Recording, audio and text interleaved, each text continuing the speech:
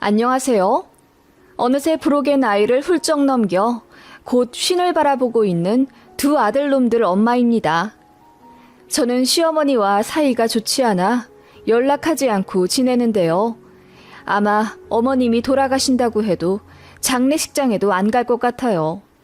그 정도로 마음에 깊은 앙금이 남아있네요. 어머님은 처음에 저를 정말 마음에 들어 하셨습니다. 아마도 저희 친정이 잘 살아서겠죠. 아버지가 음식 사업을 하셔서 돈을 좀 버셨어요. 그래서 저희 결혼할 때도 친정에서 해주신 돈으로 신혼집 마련하다시피 했습니다. 남편은 대기업 다니긴 했지만 시댁이 그리 잘 살진 않았고요. 저희는 결혼하면서부터 쭉 외벌이 부부였는데요. 남편은 월 500만 원에서 600만 원 정도를 가져다 줬습니다. 집은 친정이 해주셨으니 대출금 나갈 것도 없었고 그걸로 아이 둘 키우며 살기에 모자람 없을 돈이지요. 하지만 시댁에서 용돈을 굉장히 자주 그리고 많이 요구하셨어요. 애초에 홀어머니만 계셨기 때문에 남편은 총각 때도 본가에 100만 원 이상씩 꼭 보내드리곤 했었대요.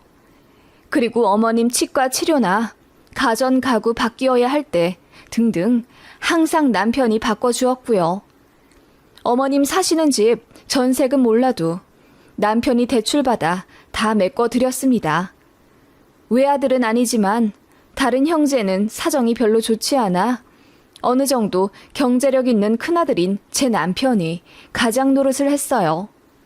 그래서 모은 돈이 없었던 거고 그런 거 다 알면서도 제가 이해하고 결혼한 겁니다. 바보 같다고 생각할 순 있겠지만 사실 저는 친정이 돈 있는 거 말고는 스펙이 그렇게 좋은 편이 아니었어요. 대학도 인서울 겨우 나왔고 취업 준비를 오래 하다가 거의 반백수 상태에서 결혼을 하게 된 거고요. 반면 남편은 스카이 나와서 대기업 들어간 사람이라 양가 집안 배경 제외하면 아마 누군가는 남편이 훨씬 아깝다 할 겁니다. 지금에야 알았지만 집안에 돈이 있는 게 짱이더라고요. 하지만 그때는 취업에 욕심내다 실패하고 자존감이 많이 낮아진 상태라 저를 사랑해주는 남편이 참 고마웠어요. 결혼하고 나서도 시어머니 공과금도 저희가 다 내고 다달이 50만 원으로 금액 정해서 시댁에 매달 보내드려야 했는데 문제는 저희가 보내드린 지 2주도 안 돼요. 그 돈 다 썼다고 저에게 전화를 하세요. 애미야, 돈 좀 보내줄 수 있니? 공과금 낸다고 돈을 다 썼네. 공과금이요? 어떤 걸 말씀하세요? 지난달부터 저희가 아파트 관리비 내드리잖아요. 응? 아, 그랬지. 아니, 그거 말고 난방을 이번 달 많이 틀어서 그게 좀 나갔네. 어머님, 무슨 말씀이세요? 관리비에 난방비도 포함이에요. 응? 그러냐? 알겠다. 어머님은 그렇게 말도 안 되는 핑계와 거짓말을 하며 돈을 더 타내려 하셨네요. 한 달에 딱 50만 원으로 사람이 살긴 어렵겠지만 어머님도 연금 받으시는 게 있거든요. 그래서 솔직히 저희가 굳이 안 드려도 잘 사실 수 있어요. 그리고 모으신 돈도 좀 있으신 걸로 아는데 절대 안 내놓고 아들한테 항상 뭐 사달라, 돈 좀 더 달라 요구를 하시더군요. 남편은 평생 가장으로 자라온 데다 어머님이 딱하다고 생각하는 건지 불만은 가지면서도 딱히 드세게 거부하지 않았어요. 아껴 쓰라며 잔소리하긴 했지만 결국 자기 엄마 못 이기고 돈 퍼다 드렸죠. 그래서 어떤 달에는 월 200만 원 이상 시댁에 드린 적도 있어요. 그때 남편이랑 많이 싸웠네요. 이걸 더 사라 마라 고민도 많이 했지만 애들한테 참 좋은 아버지였고 사실 시어머니 빼고는 남편과의 관계도 그닥 나쁘지 않았기 때문에 그냥 저냥 이해하고 살았던 것 같아요. 어머님도 돈만 들이면 솔직히 조용하셨거든요. 저한테 안부 전화 요구한 적도 없고 시댁 오라 강요도 안 하시고요. 시집살이랄 것도 거의 없었기 때문에 사람 참 일장일단이 있구나 생각하며 애써 좋은 맘 가지려 노력했네요. 그러다가 결혼 10년 차 되었을 때 남편이 거래처 사람들이랑 친하게 지내면서 그쪽 관련 사업에 관심을 가지게 됐어요. 해외 유통 관련 사업이었는데 남편이 몇 달을 고민하더라고요. 그거 하고 싶다면서요. 저는 반대했죠. 당시 경제 상황이 좋지 않아 위험한 선택이라고 생각했거든요. 그리고 남편은 대기업 다니는 사람인데다 일도 잘해서 승진도 다른 사람에 비해 월등히 빠른 편이었어요. 그래서 많이 버는 달에는 월 1,000 이상 월급 받아올 때도 있었기 때문에 저는 지금의 생활이 안정적이고 좋다고 생각했어요.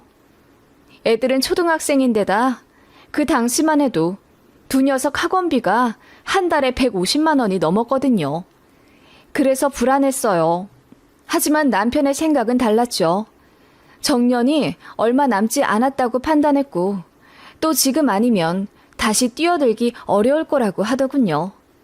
돈 못 벌면 대리라도 뛰어 애들 학원비 책임지겠다 했고 더 늦기 전에 시작해보고 싶다며 자길 믿어달라고 했어요. 뭐 어떻게 하겠어요. 남편이 간곡히 절 설득했고 결국 남편더러 퇴사하라고 했죠. 그리고 저는 애들 학교 학원 보내고 알바했습니다. 처음엔 빵집에서 알바하다가 애들 친구 엄마를 만났는데 좀 창피하더라고요. 그래서 그냥 버스 타고 옆 동네 마트 가서 알바했어요. 시식코너랑 판촉했네요. 액젓도 팔고 컵라면도 팔고. 제가 갖고 있는 경력이 없기 때문에 그런 것밖에 할 수 없더라고요. 그렇게 제가 한 달에 250만 원 정도 벌어온 걸로 애들 밥해 먹이고 학원 보내고 했네요. 친정에서 저 딱하다고 도와주시려고 했지만 거절했네요. 그냥 애들 계절 바뀌면 옷이랑 신발 정도만 사주십사 부탁드렸네요. 남편은 사업 준비한다고 맨날 밖에 나가 사람들 만나고 도서관 다니며 1년 정도 준비하다가 사업을 시작했어요. 초기 자본 1억 5천 정도 드는 거 저희 모은 돈 탈탈 털어 마련했고 그래도 모자라는 건 친정에서 조금 보태주셨습니다. 그래서 남편이 너무 감사하다며 친정 부모님께 혼자 찾아가 절도 했고요. 처자식 굶지는 않게 하겠다며 자길 믿어달라 하는 사위였어요. 그렇게 쉬운 듯 쉽지 않게 시작한 사업이었고 초반 1년 정도는 일이 잘 안 풀려 수입도 없고 법원도 왔다 갔다 하느라 힘들었는데 1년 반쯤 되니까 입질이 오더라고요. 그러더니 본물 터지듯 일감이 생겨 남편이 엄청 바빠지게 되었어요. 그렇게 첫 해는 마이너스로 시작해 창업 3년쯤 지나 연수익 5억에 달성하더니 그 이듬해에는 무려 순수익 12억을 얻게 되었습니다. 남편이 하는 사업은 매달 통장에 돈이 차곡차곡 쌓이는 형식이 아니라 1년에 한 번 정산하듯 들어오는 금액이라 굉장히 거금이었어요. 그렇게 세금 뗄 거 다 떼어내도 10억이 넘길래 통장에 찍힌 금액을 보며 남편이랑 눈물까지 글썽였네요. 무모한 남편 만나서 고생 많이 했지. 당신 덕분이야. 너무 고마워. 이걸로 당신 명의 아파트 하나 해줄게. 정말? 고마워 여보. 새벽부터 밤 늦게까지 열심히 사업 일군 거 다 알고 있어. 당신 고생 정말 많이 했어. 나도 잘할게.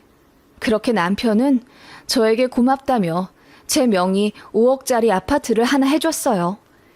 그리고 친정 부모님께도 빌려주신 돈의 2배로 갚아드렸고 시어머니 사시는 전세 8천만 원짜리 집도 7천만 원 더 보태 아이의 매매로 사드렸습니다.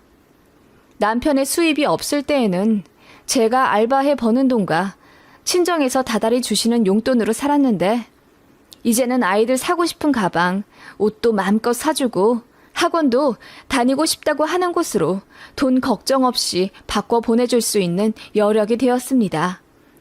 그렇게 남편의 사업 성공은 모두에게 행복한 길만 걷게 해줄 거라 생각했는데 어김없이 시어머니 때문에 문제가 생겼습니다. 제 남편 사업이 잘 되어가는 걸 옆에서 지켜보신 어머님은 처음엔 정말 좋아하시더라고요.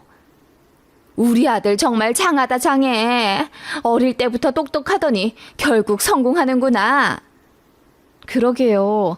대기업 들어가는 것도 어려운데 결국 사업까지 해내네요. 그러자 어머님이 예전과는 다른 표정으로 저에게 그러시더군요. 너는 정말 복받은 줄 알아. 이런 남편 어디서 만나니? 예전에는 제가 남편보다 스펙은 뛰어나진 않지만 친정이 돈이 많아 신혼집도 해주셨다며 고마워하셨거든요. 그리고 남편 사업에 제 친정에서 몇천 대주신 거 알고. 우리 아들 처가 참 잘 만났다.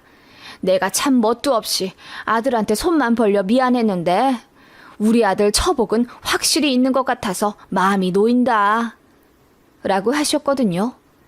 그리고 남편 사업 준비한다고 백수 기간일 때 저 혼자 알바해가며 식구들 먹여 살렸을 때 미안해서 용돈 못 받겠다 하시더니 그래도 몇십씩 찔끔찔끔 타내가신 어머님이셨어요. 그럴 때마다 고맙다, 너밖에 없다 하시더니 본인 아들 사업 잘 되며 돈도 억 단위로 벌어오니 이제 제가 눈에 가시처럼 보이시는 것 같더라고요. 제가 그렇게 느끼기 시작한 건 남편이 저한테 아파트를 하나 해줬다는 사실을 아시고 나서부터였어요. 그런데 남편이 제 명의로 아파트를 사준 건 맞지만 솔직히 부부로 있는 한 공동자금이고 만약 이혼에 갈라선다고 하더라도 제 명의 집을 남편이 가져가겠다고 하면 지분에 따라 나눌 수밖에 없는 거예요. 남편이 마음은 참 예쁘고 고마운 건 사실이지만요. 아무튼 어머님은 당신 아들이 와이프한테 5억짜리 아파트를 사주었다는 걸 아시자마자 표정이 좋지 않으셨어요. 어머님도 아들 덕에 살던 아파트를 매매로 돌려 내 집 마련하게 되신 건 맞지만 금액이 4억이나 차이가 나잖아요. 그래서 기분이 나쁘셨나 보더라고요. 그 이후로도 종종 제 남편한테 이제 이 동네는 지겨워. 다른 동네로 이사를 좀 가볼까? 나도 이제 새 집에서 좀 살아보고 싶네. 라며 넌지시 제 명의 아파트 동네 이름을 대시더군요. 남편은 지금까지도 어머님 많이 도와드렸고 사업 잘 되고 나서부터는 어머님께 한 달에 300만 원짜리 카드도 하나 건네드렸기 때문에 더 해줄 건 없다고 생각하는 사람이었어요. 남편 엄청 효자였는데 그래도 제가 옆에서 잔소리 안 하고 밀어준 것에 큰 고마움을 느끼는 사람인지 어느 순간부터는 어머님보다 저를 더 많이 챙기더라고요. 남편 덕분에 차도 외제차로 바꾸었는데 어머님이 그거 보시고 눈이 땡그레져선 차 바꿨냐? 이거 비싼 외제차 아니야? 라며 굉장히 탐탁지 않고 반갑지 않은 얼굴로 차를 살펴보시더라고요.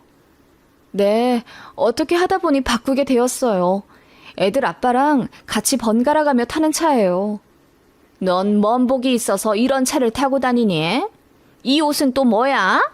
너는 어째 올 때마다 옷도 바뀌고 가방도 바뀌는 것 같다. 다 명품이니? 네? 아니요. 이건 저 결혼하기 전부터 있던 가방인데요. 유행이 돌고 돌다 보니 요즘 이걸 많이들 들길래 저도 거의 20년 만에 들어본 거죠. 정말이니? 그나저나 말이 나와서 말인데 너 한 달에 돈 얼마나 쓰니? 저희 생활비를 말씀하시는 거예요? 애들 학원비가 한 달에 200만 원 정도고 주말에 애들 체험비나 놀러 가는 거며 식비, 공과금 이런저런 거 다 합치면 500만 원 이상은 쓰는 것 같은데요. 500만 원? 네 용돈도 거기 포함이니? 아니요. 애들 아빠가 따로 통장 관리해서 넣어줘요. 그 말에 어머님 표정이 싹 구겨지며 그러니까 용돈도 따로 받는다는 말이지? 얼만데? 라고 캐 물으시길래 저도 좀 기분이 안 좋아서 애들 아빠가 넣어주고 싶은 만큼 넣어준다고 하고 말을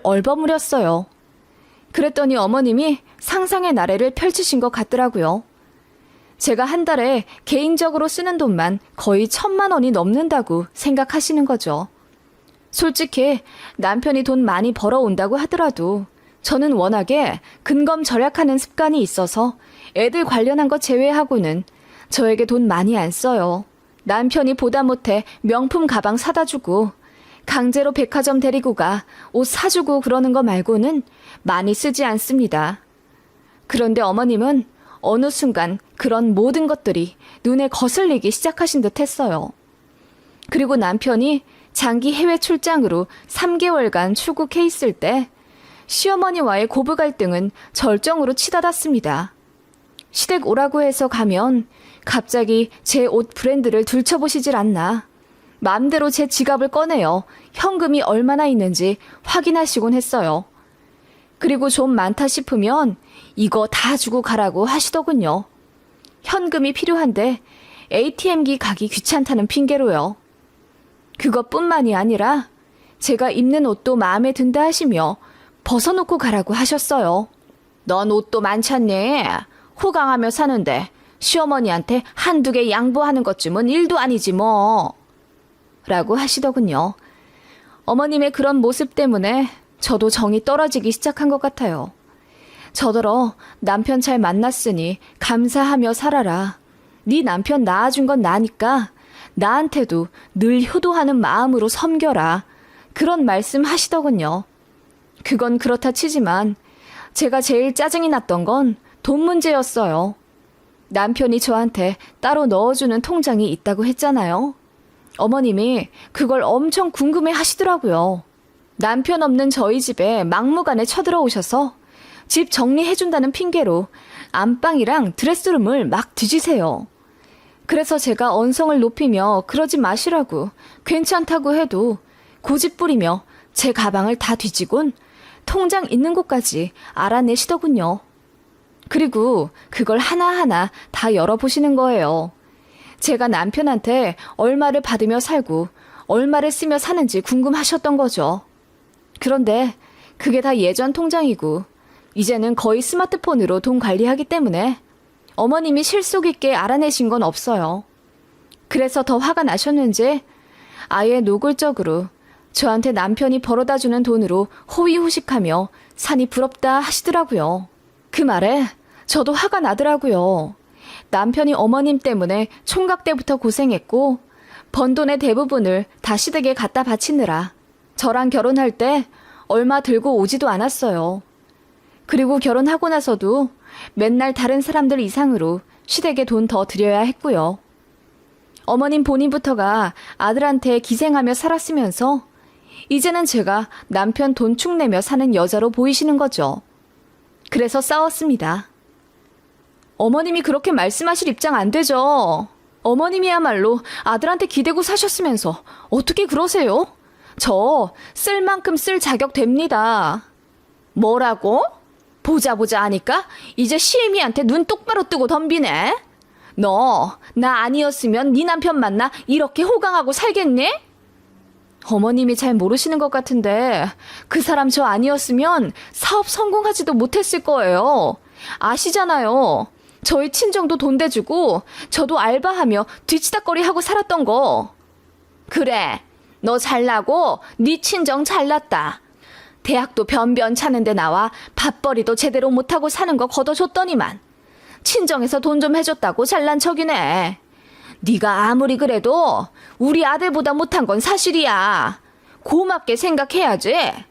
우리 아들이 버는 돈 네가 무슨 자격으로 당당하겠어? 시모가 그렇게 독설을 내뿜으며 제게 상처를 주더라고요. 제가 너무 놀라 할 말조차 잊어버리게 되더라고요. 어머님, 정말 왜 이러세요? 제가 무슨 잘못을 했다고요? 넌 순서부터 틀려 먹었어. 네 남편이 너한테 아파트 해준다고 했을 때 괜찮아요. 시어머니부터 해드리세요. 라고 해야 했다. 그리고 네가 뭘 그렇게 잘했다고 아파트를 받아? 어머님도 아파트 받으셨잖아요. 나는 구축이고 너는 신축이잖니? 정말 어이가 없더군요. 어머님은 그렇게 아파트에 꽂혀서 저를 마구 비난하기 시작하셨어요. 그렇게 한순간에 아니 서서히 틀어진 고부관계였고 시어머니 때문에 너무 스트레스 받아서 몸도 상해 가더라고요. 그렇게 제 남편이 해외 가 있는 동안 방패가 없다는 걸 알고는 시모가 수시로 집에 찾아와 난리를 쳤어요. 그래서 아예 애들이랑 짐 싸갖고 나오기도 했습니다. 사태가 심각해지자 남편이 긴급하게 입국했고 삼자 대면을 했어요. 남편이 어머님한테 제발 적당히 좀 하시라. 이러다 자기 이혼당한다며 우는 소리를 하자 어머님이 그럼 이혼을 해. 너 밥 해줄 사람 없어 그러니? 차라리 가정부를 들이는 게 훨씬 이득이겠다. 네 와이프한테 들어가는 돈보다 그게 낫지. 어머님, 정말 너무하시네요. 제가 뭘 얼마나 쓴다고 그러세요. 제가 말했잖아요. 저 사치 부리는 사람 아니라고요. 사치를 안 부리는데 어떻게 옷이 매번 바뀌니? 친정에 돈도 드리지 이제? 드리면 어때서요? 그간 어머님한테 들어간 돈보다 적어요. 뭐라고? 너 말 다 했냐? 그렇게 어머님이 제 머리채를 잡다시피 하며 화를 내시더군요. 그러더니 저더러 이혼하라고 하셨어요. 그래서 제가 말했죠. 누구 좋으라고요? 절대 안 해요, 이혼! 그러자 시어머니가 눈을 동그랗게 뜨며 입을 벌리시더군요. 어머님이 그러시면 제가 기겁하고 도망갈 줄 아셨죠? 천만에요. 이 사람 옆에 꼭 붙어서 돈 펑펑 쓰고 다닐 건데요. 그게 제일 무서우시죠? 아예 어머님한테 땡전 한 푼 안 가게 그 돈까지 홀랑 써서 제가 독식할 거예요. 라고 했더니 어머님이 인연 미쳤네 미쳤어 라고 하시더군요. 전 그렇게 소리를 고래고래 지르며 이혼 절대 안 한다고 했습니다. 이혼하면 어머님만 좋을 테니 그 꼴 보기 싫어서라도 당신 아들이랑 안 헤어질 거라고 했어요. 네, 저 어머님 아들 덕분에 호강해요. 맨날 비싼 거 먹고 비싼 옷 입고 외제차 끌고 다니니 아주 행복하네요. 앞으로도 돈 펑펑 쓰며 살 거고 아파트도 제 이름으로 몇 채 더 타낼 거예요. 됐죠? 라고 했더니 어머님이 갑자기 혈압이 오른다면서 쓰러지시려고 하더라고요. 그런데 혈압은 개뿔. 너무나 건강하신 어머님이라 혈색부터 정상이더군요. 그렇게 남편도 어머님의 만행에 기가 질려 제발 그만 좀 하시라 소리를 버럭 질렀습니다. 제가 본 것 중에 가장 이성 잃은 모습이었어요. 어머님도 그런 아들한테 서운하다며 펑펑 우시고 결국 고부 갈등에서 부모 자식 간 싸움으로 옮겨 붙더군요. 저는 남편한테 사과 못하겠다고 했습니다. 남편도 알더라고요.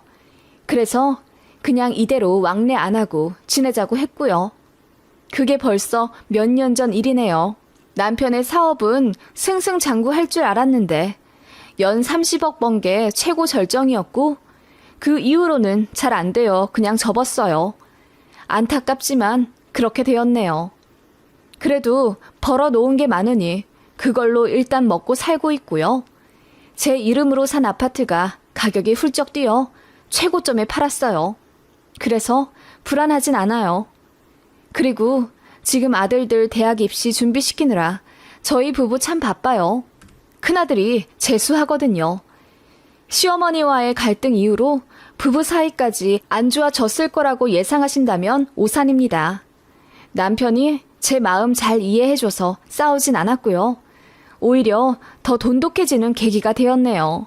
본인이 가장 힘들 때 제가 곁에서 도와주었다는 사실을 잊지 않는 남편이라 언제나 저를 지켜준다고 했었거든요. 남편 사업 접으면서 어머님 용돈은 최소로 드리고 있어요. 더 달라고 해도 남편이 절대 안 드립니다. 우리 애들 돈 들어갈 때 많으니까요. 제가 눈에 불을 켜고 감시하고 있습니다. 남편도 자기 엄마가 객관적으로도 심하다는 걸 깨달았는지 좀 현타 온 것 같더라고요. 그러게 왜 며느리한테 함부로 하셨을까요? 결국 본인한테만 손해인 것을. 지금쯤 땅을 치고 후회할지도요. 상황이란 건 언제나 바뀔 수도 있는 건데 어머님이 지나치게 경솔하셨죠. 그런 어머님을 보며 저는 그런 노인이 되지 말아야겠다는 생각이 들어요.